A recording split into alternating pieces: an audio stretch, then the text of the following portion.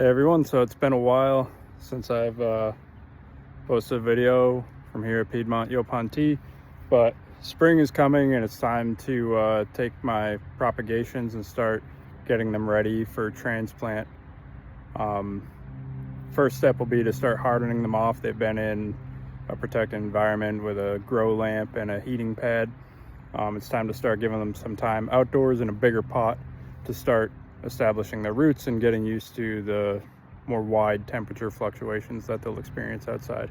So as an update on the cuttings propagations, they honestly didn't go too well. I have 18 survivors out of 72, so it's at like 25% survivorship. I think what happened was they got dried out, particularly the ones in the center of the tray. And I'll show you those results right here. So here's the tray of them. You can see like they're all dead in the middle, but I did pull this one out and you can see it did start to establish roots before it got dried out and gave up. But these ones around the edge, so you can see these here in this corner, up in this corner, and all along this back edge and around here are all still alive, you know, months and months after first cutting them, so I'm pretty sure they've got roots established.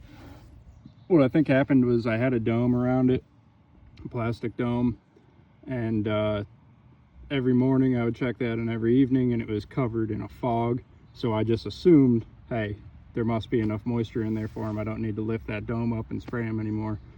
But what I think was happening was that moisture was collecting on the dome, dripping down the side, and giving some moisture to these ones along the edge. That moisture wasn't dripping down from the top into the middle ones, so they dried out and died off.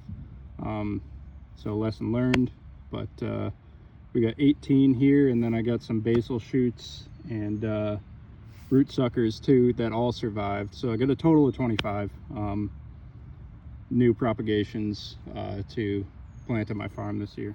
I guess it just goes to show you that, you know, despite what some people think, farming isn't all, you know, parties and girls on boats and stuff. Sometimes you have bad luck and you gotta figure out a way to recover.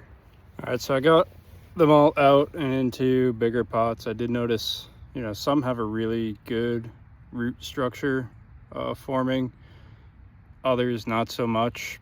I still transplanted all of them. We'll see what happens. Hoping for the best, expecting the worst, I think. Here they are, just in these little pots. They'll stay here hardening off. Nate, my next door neighbor, has graciously allowed me to use his greenhouse to keep them somewhat protected from the elements. I got these ones and those ones over there. I am gonna try to do more cuttings, propagations in the spring. The common knowledge is to wait until fall, but I just want to see what happens. I had pretty bad results with the ones that were taken in the fall, so I'll try in the spring and see what happens. I did have really good luck, like I said earlier, with the basal shoots and root suckers, so I think that's going to be my primary propagation method from now on, but I'll keep experimenting with the cuttings and let you guys know how it goes.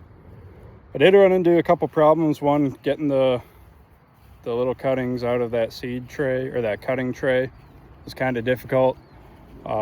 The biggest problem I ran into was I was using some of my pots here that the Yaupon are in to get soil, and a couple of them are full of fire ants. So I got swarmed a few times, bit a couple times. I'll survive.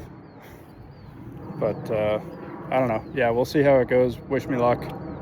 And I'll give you an update on the basal shoots when I start planting those out here. I plan to do a bit of a different method than what I did for my current Yaupon. They'll be more in-ground. I want to develop a local terroir for them and see if that develops any unique flavors.